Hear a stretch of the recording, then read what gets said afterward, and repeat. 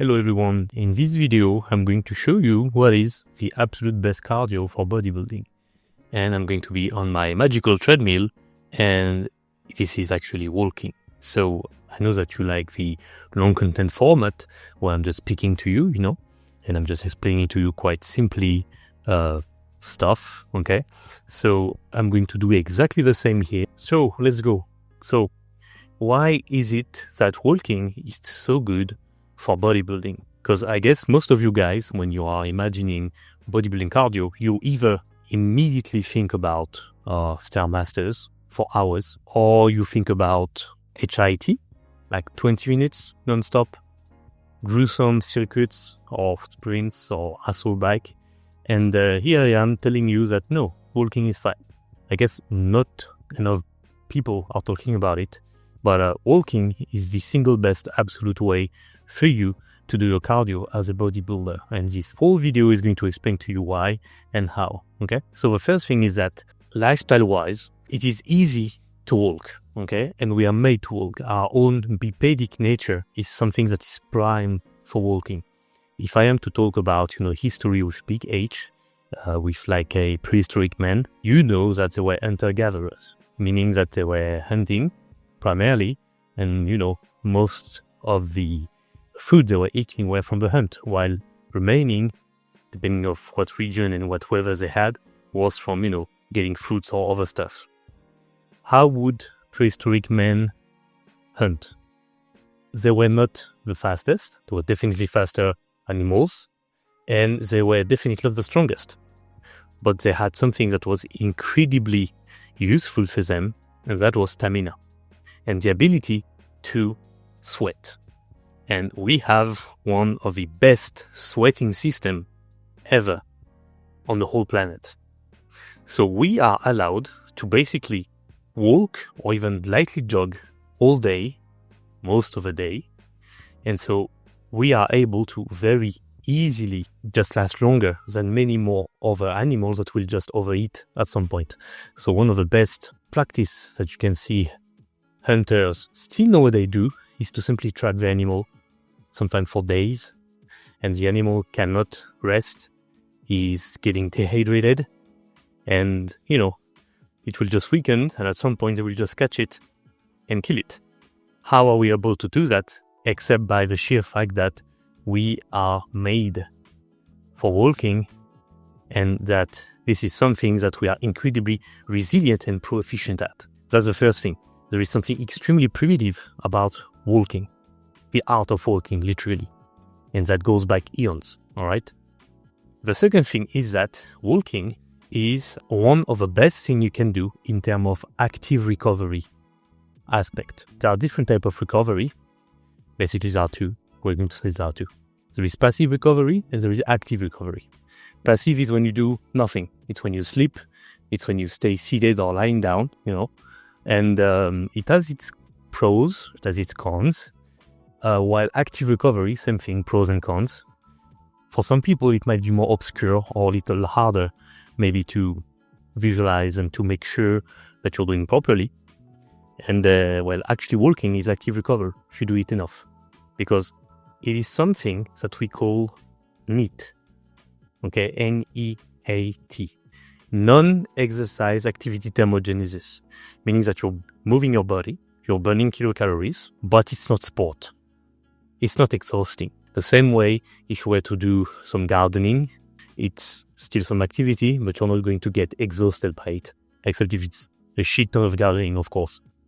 Same thing if you're cutting wood, can be a bit more exerting, but it's still technically not speaking a sport, even if I know there are some events that make it a sport. Foraging, doing your chores, cleaning up, walking your dogs, all these things, they are activities, physical activities, but they are not cardio. They are not like making you so tired that you are not able to do them like most of the day. Well, walking is one of them. And active recovery is extremely key for your recovery, but also as a form of activity who helps your body just get better.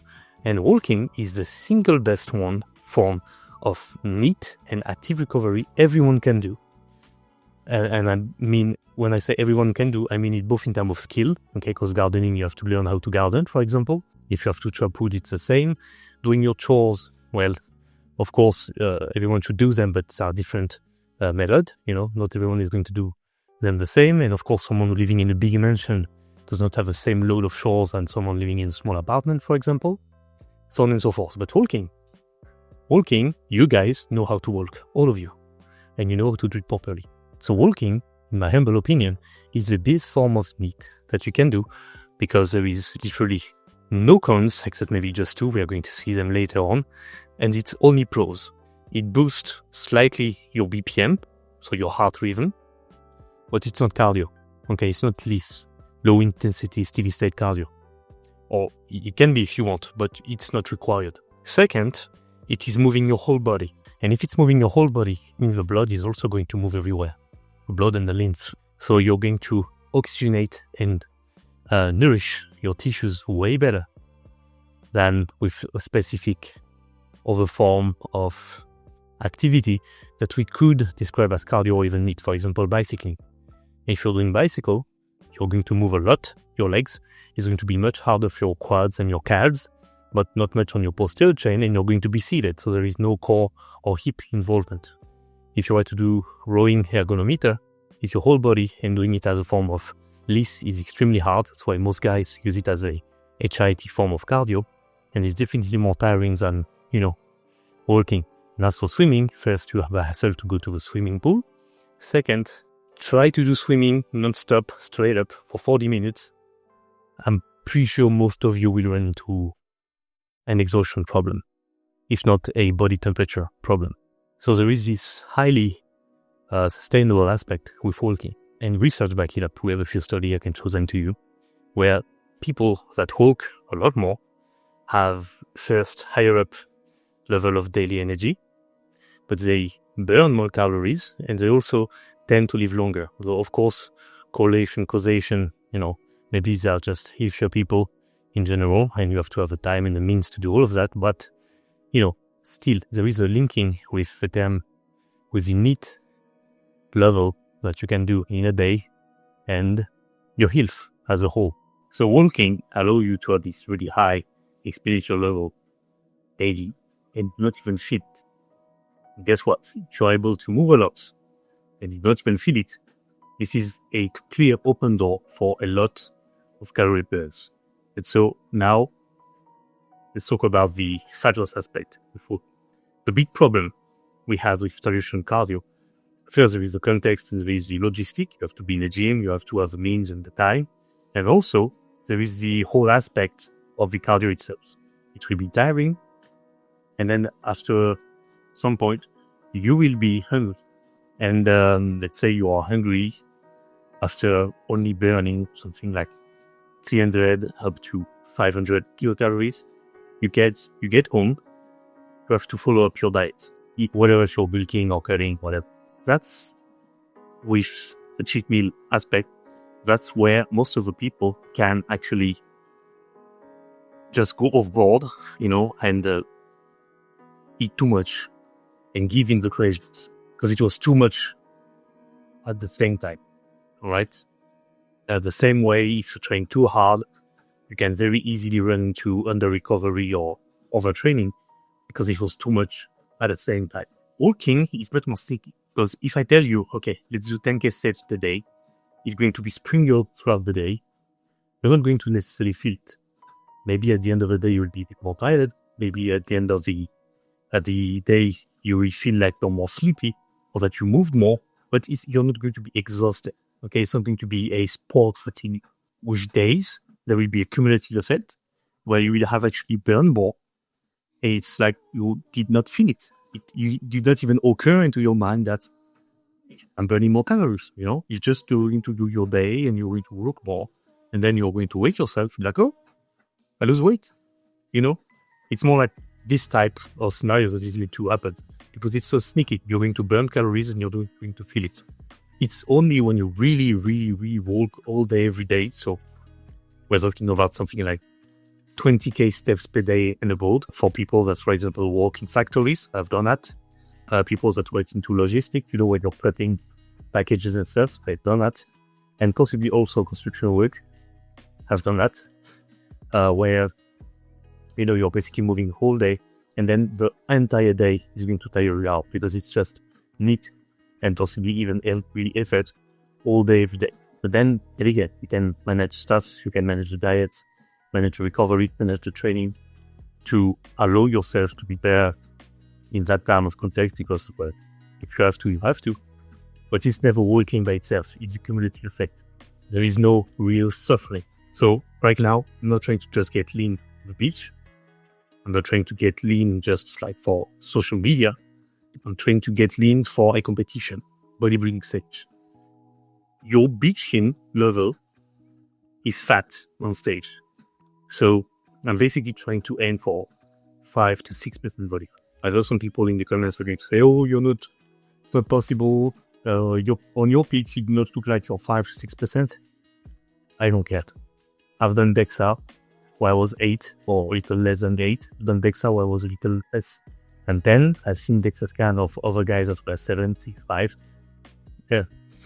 Do it yourself and then we'll see. Thank you.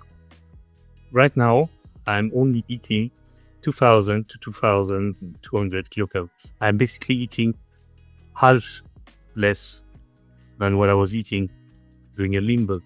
If I was right now to do running, jogging or running, HIIT, or any kind of other cardio, I would immediately chill it on my recovery. Working, I'm high. I technically do 3 sessions of cardio per day, or let's say 2. So there is me going to the gym and then coming back. I do not feel it. I do not feel it much, to be totally honest with you. And that's the power of walking. That's the power of NEAT. It's still a little of cardio work at the end of the day, but it's ultra light. And that way, it allows me to train harder, which is the next point. So as you have guessed, I have my notes, because I do not want to forget anything, guys. Because the issue too with the diet, my brain is not braining as hard as it could be.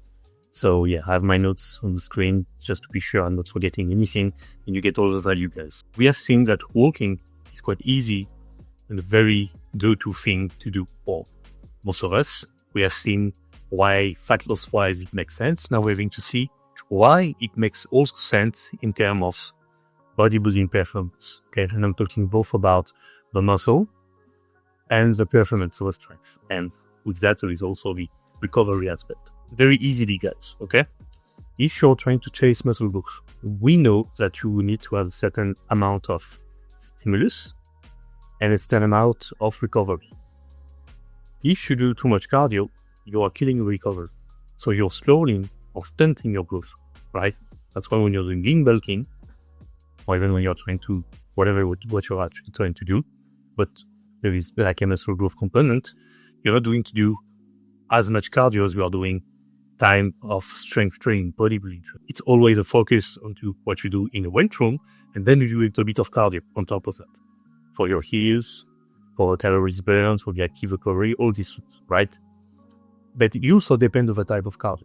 In another video, when I'm talking about, cardio for bodybuilding and I'm giving you, a good guide for everyone, I'm talking about the difference between this low intensity field state cardio and HIIT, high intensity interval training.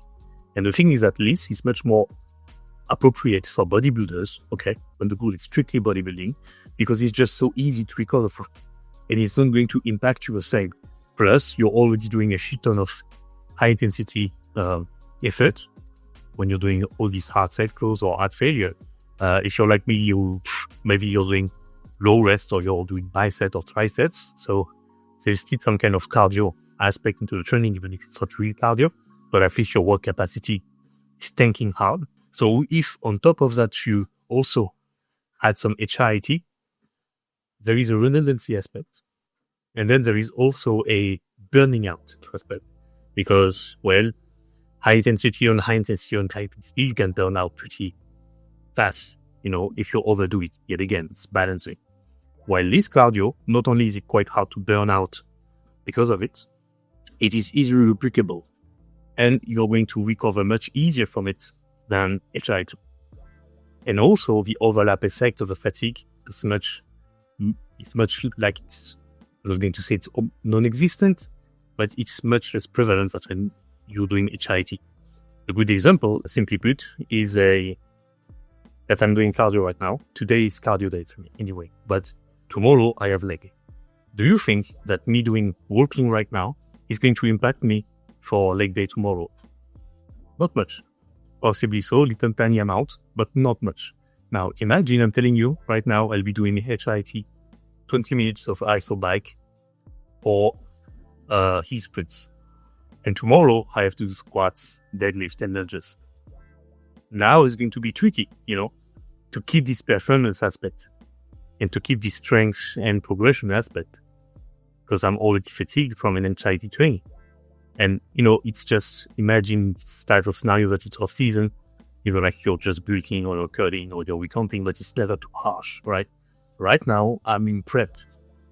Any tiny, whiny little amount of too little or too much, not only does I immediately feel it, but it also immediately shows. Okay, the body is so sensitive that, you will immediately see when something is deflated, pumped, if you're doing like too much water retention, so on and so forth. And it can be extra specific, like you do your quads are swollen and they have water retention, and then the hamstring right next to the quads, they're fresh, they're good. So yet again, walking is not going to impact me much in terms of recovery, let alone even help me boosting it, because I'm just rejuvenating all my body, there's the blood flow, the lymph flow.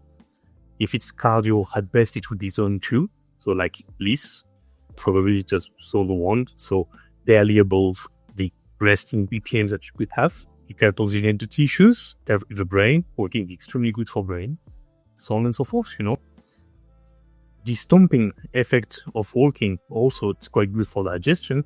So like if you're bulking, you have to eat a shit ton, just taking a walk will easily help you with your digestion, ease the burden, prevent you from constipation and other type of ailments, and when you're cutting, it will also help you digest better, absorb better, and just be better. So yet again, you see there is this whole thing of different branching from about walking that all comes down to health and performance and recovery. And here, in this context, we're talking about bodybuilding, but as I told you, off-season, in-season, prep, pitching body weights, bulking, it's always good. And then you just have to modulate how much you need and how much you can do. But the thing is that really, for a fat loss phase where you have much less room for error, much less room for margin of mistake, this is where walking really shine. Because, yet again, if it's so easy to recover from, you're not going to run into problems that could arise like a CNS fatigue, like with heel sprints, for example, or joint fatigue, like with speed bicycle, for example. Speed bicycle is amazing for cardio, but it's also extremely harsh on your knees. So if you have to do your speed bicycling, and then you have to do your high squat, your leg press, leg extension, and your speed squats, etc., at some point, your body can say, fuck you. With walking, gonna be pretty hard, in my humble opinion, to go to that point, even if it's opposed possibly. Just talk to you about fat loss, I talk to you about the bodybuilding aspect, performance, etc. The big picture, of course, have to include health with a big H. The first thing that is extremely important with walking is that it has been shown to help lower your blood pressure, to stimulate circulation, blood flow everywhere, so every tissue, that includes your muscle, but also your organs, so your brain, your heart, so digestive system, so on and so forth. And these things are heavily implied in terms of importance into the life or death markers later, meaning that the more active you are when you're young, the more snowballing effect you will have as you grow older for your health. And the older you are and the more you can still move, the healthier you are. So this is yet again the virtuous cycle. It's yet again, taking care of things, the same way you could maintain for a car, for example. So you know that your car is going to last. Your body is going to be the exact same thing. And this is something that many of us forget. The well-being, the mood, lifting aspect, the long-term health insurance almost. Walking have all of that, Cardio as a whole have that. Keeping your muscles or training bodybuilding style have that as well. Muscle are literally protecting your metabolism, but you cannot just do bodybuilding. You have to do other stuff. And yet again, walking is a perfect candidate to strengthening and maintaining proper condition of your whole body. Literally, top to bottom.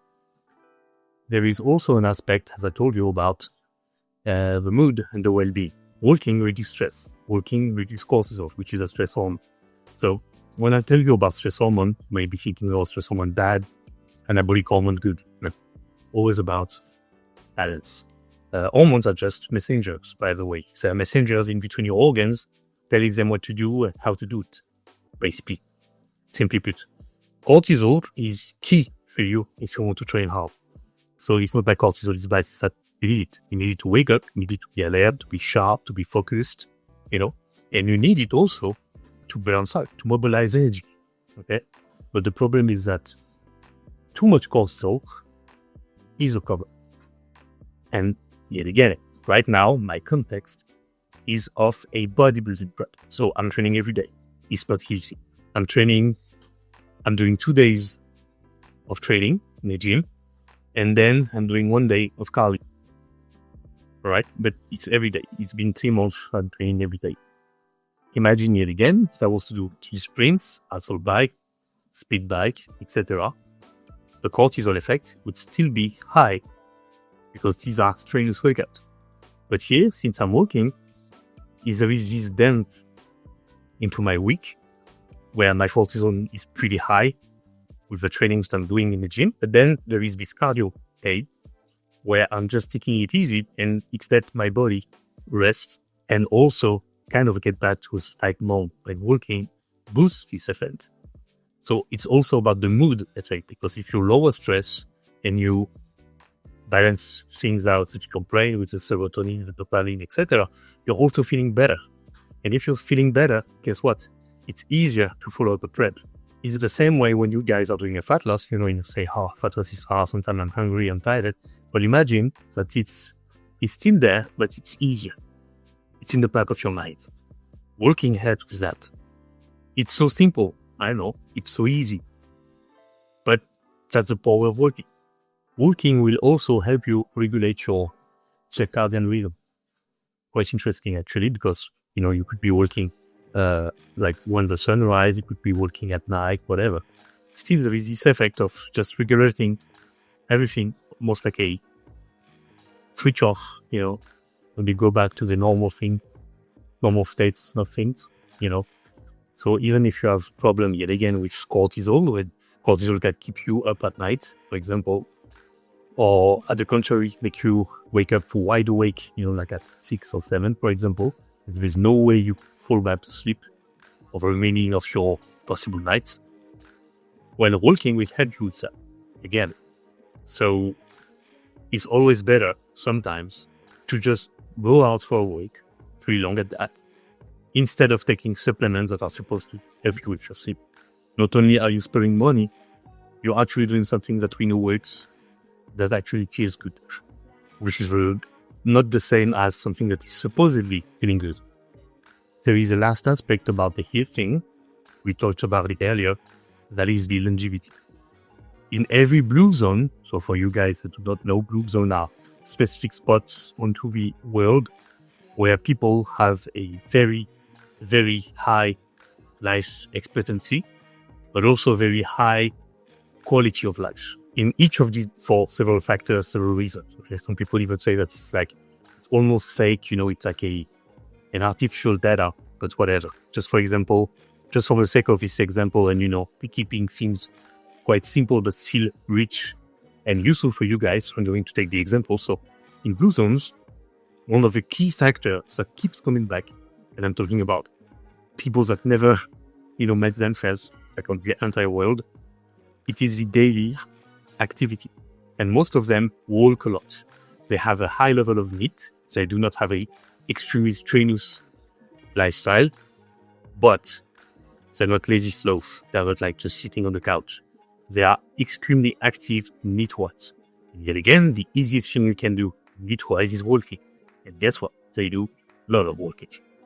So it all comes back to people that walk a lot, live a lot. There's a few specifics, of course, in between. And then you can literally, with that, branch back to the original silver era of bodybuilding. We had guys who were not just muscular, but strong. They were not just strong. They were healthy, and they were not just looking healthy. They were full of vitality. They were glowing. You literally knew these guys could do everything. That if they had to move furniture, they could. If they had to do strength days of, I don't know, moving in, moving out, whatever, doing hard job because to hard job, they would be able to do it. Because they had this vitality, they had this strength, they had this resilience of life. That does not mean they were doing this every day. But you know they could. And you knew they could because they were healthy. And one of the best ways they kept healthy was to only train twice a week or 4 times a week in terms of bodybuilding training. The rest of the day, the week, they would either walk or do their cardio or just play games with their friends, at the beach. So they would just be active, but not like actively training. But they basically were doing something every day. And most of them loved to walk on the beach, in the sand, or to have a light jog, or to just, be active the rest of the day. That works. That work too beyond the beach. They have to go to work. We can circle back to that. In Evil Golden Bodybuilding, at some point, Arnold, yes, most of you would know because our bodybuilding fans, but Arnold at some point had a construction company. There was like a storm per weekend at some point, and it devastated everything on the coast. So he builds a construction business. And so in the morning, he would train, early at 6 to 8 a.m., shower, go to work, and the work was to rebuild back walls, houses, clear up debris, stuff like that. And then at the end of the day, we'd go back to train again. That means this is what he did in season. So when he was preparing for a bodybuilding show. When he was not, off season, he would train much less. So maybe what I just told you is factually wrong, but there is still this thing about, you're active most of the day. You go take your training, do what you have to do, go back home, you eat, you have a bit of cheat time, you sleep, you go back outside, you are active all day, every day, and you still are able to train and you're still healthy and there is no problem, you see. So you really have to not be too scared of effort in the gym, but you can also not be scared about what you're doing outside the gym. It's not because you're burning more calories or being more active outside the gym that's going to totally impair your recovery and your progresses, as long as, again, it is neat and working is the best there is. It's measurable and it's easily scalable. Working fast is tiring quite easily. So you're not going to work fast very long. Or it's going to turn to cardio. And as we say, you're not supposed to do a shit ton of cardio when you're doing bodybuilding. Speaking of which, let's do a quick comparison between cardios. So walking is good. Okay, there is literally just pros, and the only con I would say for walking is the time. The problem with walking is that let's just take again this example of 10k steps a day, which is like the golden standard for health, activity level, making sure that you're not too sedentary into your day. With a normal rhythm of steps, this is about in between an hour 15 and an hour and a half for most people of walking, almost up to 2 hours if you are really taking it easy. So you have to have 2 hours of walking per day, almost. For some people, it's not going to be a problem. I'm thinking about my European brother right there. In Europe, you can do shit ton of things by walking. You can go to work by walking, or at least having a quite good implementation of walking while going to work. So you can come home from work while also working quite a lot. If you want to go to the gym, there is an argument that you can go with a bit of determination by walking. Same thing again, when you go home from the gym, it's going to be quite easy to walk some more. And even, the cities themselves, you can just walk outside, both of you up, and walk, and it's not going to be a hassle. But the problem now is that for my American brothers, I've been to Canada, so I remember, and I know that in the US it's the same. You cannot do anything without a car.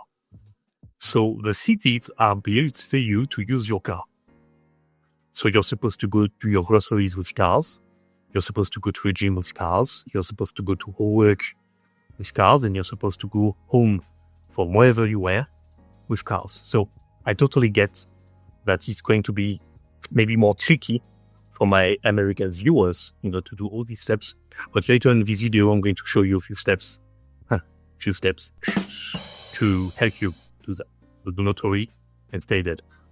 Now, as I told you, walking, great form of cardio for me. Literally no cons except this time fee.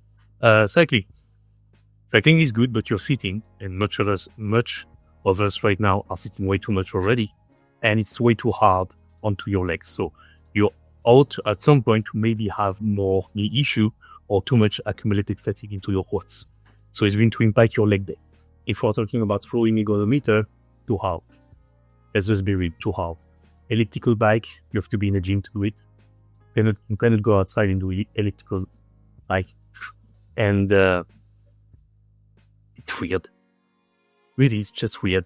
There is no impact. There is no nothing. So I guess when you're coming back from the injury, the surgery, something, when you're extremely deconditioned, you're sedentary, and then you have to hop on some form of cardio training, just getting moving. Yes, okay, but for us guys, I don't see the point, really. Assault bike is too hard. Sprints, too hard. Any form of jogging and running, again, too much potential fatigue on the hip flexors, the quad muscle, the calves muscles, that is impact on your ankles, on your knees, on your hip, on your spine. Also, you really have to do shit ton of it to really develop problems, but when you're running, you're also moving your internal organs. And one of the problems that endurance athletes come by, especially the people that do marathons, so a lot of it, is that they inflame their intestine, their guts, organ bags. In French, we say plèvre intestinal. So I guess in English, that would be the intestinal bag. But, this effect of, bouncing up and down for so long, like for kilometers and kilometers or miles, at some point it can inflame literally your digestive system. So it's not sustainable. Again, that is a huge problem with bodybuilding. You want something sustainable. We want to be smart. We will train hard. We're going to be fucking tanks and warriors in the gym. But a little sparkling of smartness inside, right? And again, the best cardio, in my opinion, is something that you can replicate and sustain. Every day, every week, every month, every year. Walking, yet again, in my humble opinion, is at the top best 3 choices you can do. The other one would be bicycle, but like outside, not hunched, like on a seated bike at gym. The other one would be, I guess, light jog, but definitely not for every context and definitely not for a ultra heavy muscular bodybuilder who just want to burn a bit of calories while staying sharp from the gym, right? Now, I would like to talk about being practical with all of that, right? The steps in the day.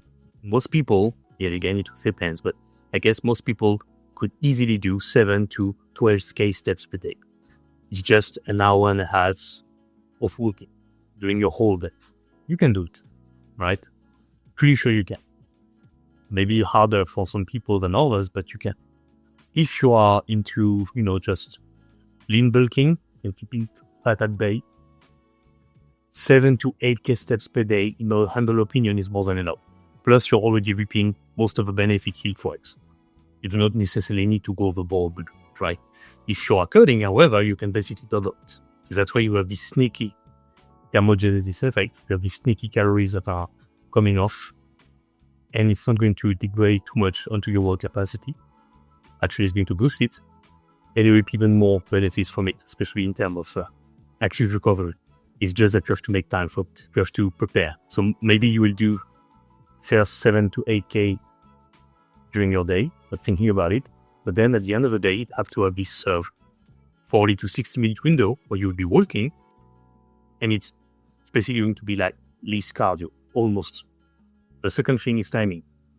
If we say that you can do that walking whenever you want, after meals is a great strategy. Because yet again, it boosts digestion, it boosts the mood, it helps with the assimilation of your food, and it also helps regulate the blood sugar level. So it's not going to spike too much, and then it's not going to crash too hard as well. That's why, for example, at noon, when you're eating, and you're at work, you're eating, then you sit down, an hour later you'll crash, right? While if you had just take a little walk with fresh air, you would have been totally fine, right? I'm pretty sure you've seen this happening. You're like, oh, these days actually good. These days I'm like, sluggish, That's because you moved after your meal. So yet again, after dinner, a little night walk, easy, that can also pay dividend and also help you fall asleep faster and have better sleep quality. Third, we could talk about fasted walks into the morning that you have a dog, and you really have to get up at 5 because the dog is already wide awake and you just want to move. There is nothing magical. You're not going to let to boost your hormone, etc., like all these fasting gurus are telling you. But, walking is walking, so it can work. But yet again, you'll be forced to not do too much and to overdo it. It's a strategy in and of itself. Do you have to do it? No. Will it be more effective than the other we just talked about? No. Fourth point, we can talk about treadmill and outdoors. So outdoors give you sunlight, so potentially vitamin D, but also mental reset. You can walk into nature, which is amazing. But you are exposed to the weather. Too hot, too cold, the wind, the snow, the rain. If you're living in a city, there is a ton of noise, there is pollution, there is potentially, the risk of a car accident, for example, or, just not being at ease because there's so much activity around you, much bright lights, noises, etc. It's not as restful as walking into nature, right? Then there is a treadmill. So you can either have a treadmill at the gym or you can buy and then there is a consistency aspect that is immediately easier to get because you can literally do this at home or each time you go to the gym, you take maybe 20 minutes before your workout, you walk 20 minutes after you walk, boom, 40 minutes. So there is no accountability problem. It's just about being consistent and having habits. If you have it at home, you can also literally play video games. If you have like a desk or like whatever, or even like that's into your living room and you can play, on your station or whatever. If you have a PC, you can play with a PC. You can watch movies, TV series. You can listen to audiobooks, So yet again, it's quite comfortable and depending again of your context, your life goal, etc. Sometimes burning out your comfort to really help you maximize result can go a very long way to maximize said result. So, like I have a pretty cheap treadmill. It was not very expensive. It's definitely not. I like a treadmill like I can run and like have a freaking huge incline on it. But just walking. I just need to walk, right? And if I had, the standing desk thing, could literally have it like right there and I could work onto my desk. That's the next step of things, I guess, for me, right? To even boost more productivity and not be chained or to have too much constraint regarding my schedules. I need to do my steps or my cardio or whatever, plus all the work that I have to do, right? Because imagine me working right now, and I'd be able to edit a video at the same time. Immediate speed boost in terms of productivity, right? Same thing I have to check up on my trainees. Can do it with a phone actually because I'm using an app. fantastic out of this on the phone. But yeah, it's a little investment that can take evidence for absolutely everything, right? That's why I did it. That's why I'm literally filming it right now. Imagine me filming outside, holding my phone right there. It's quite noisy. Currently it's raining. Or at least it's not very looking good weather-wise. As there would be the wind, there would be the people staring, whatever. It would not be the same. And I would just be walking around in circle again. So yeah, I think walking, for most of us, it's just the single best cardio like there is. Whatever the context, whatever the goal, whatever your age, your strength level, beginner, intermediate, advanced, if you're white, young, if you're mature, if you're old, whatever. Now I'd like to just take a few time now just to clear up a few things regarding some misconception. Some of you may be thinking that, walking is too slow to matter. It's about energy balance. Whatever you do, if you're into a positive energy balance, you will gain weight. Whatever you do, if you are into a negative energy balance, you will lose weight. Walking will help you with that. If we burn much less calories than running or other type of cardio, yes, but it adds up over time. Very easy and very fast. Maybe some of you think that fasting cardio, or in that sense fasted walk, will burn fat easy. No, it's not superior. So it's, you can find studies that will show that the total amount of fat is the same. However, the fasted cardio attacked much faster your lean mass. So no bueno. Some of you may be thinking, hey, since I started doing, let's say, 30, 45 minutes of walking, might as well making it as hard as possible if I tend to do it as a low intensity steady state cardio, or just because it's boring.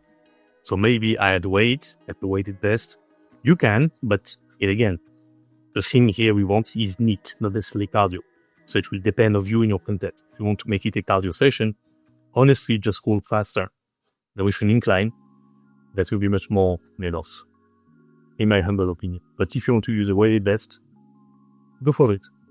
Is there a real difference between indoor and outdoor? Is there one who is more efficient? No, it's the same. It's just that there is a pros and cons for each. We just talked about it.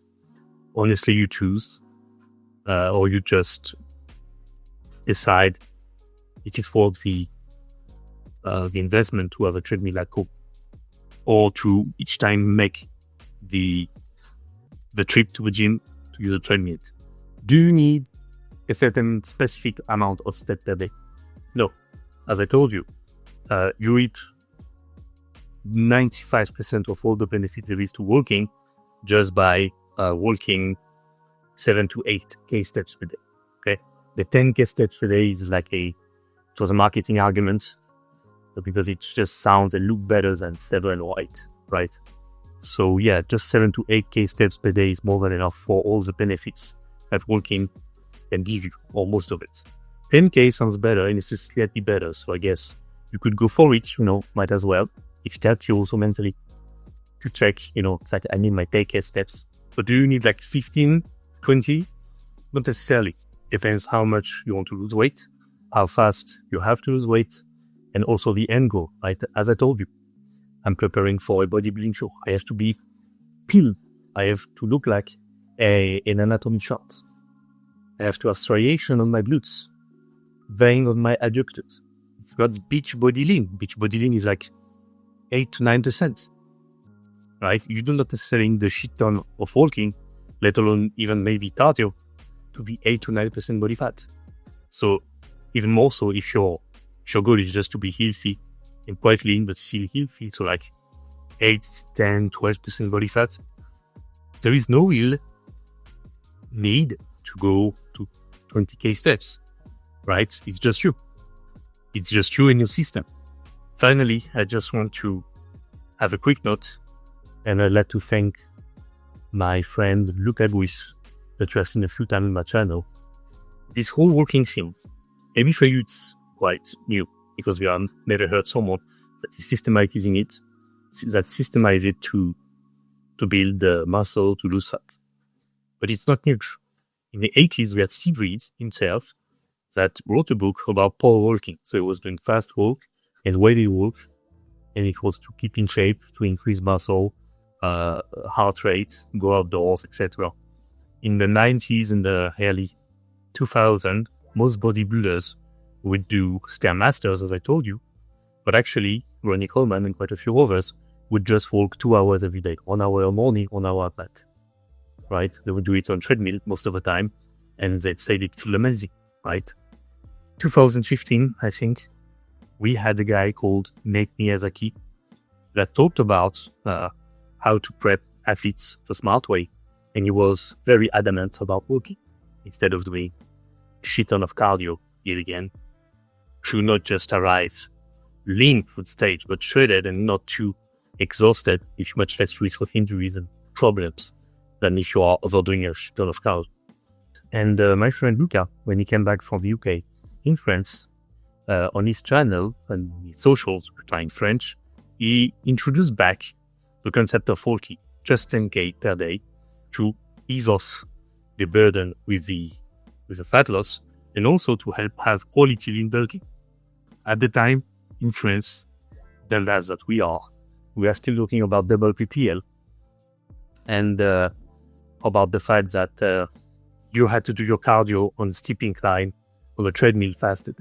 So Luca come with this idea, 10K steps a day, 15, get shredded, or you're doing lean bulking and you're literally taking no fat, okay?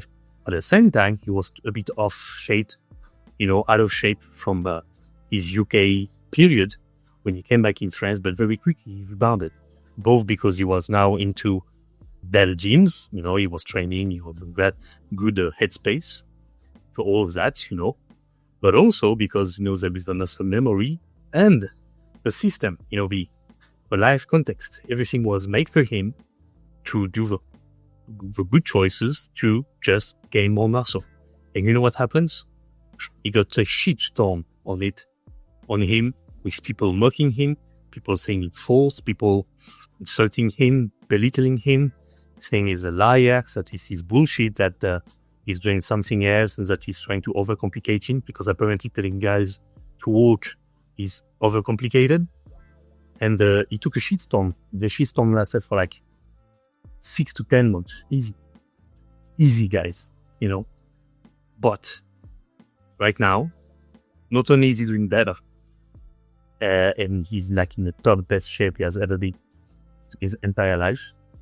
He increased the amount of steps, 20, 25K. He helps other people how to auto-regulate and make the correct choices. And also, you know what? Now everyone is including steps.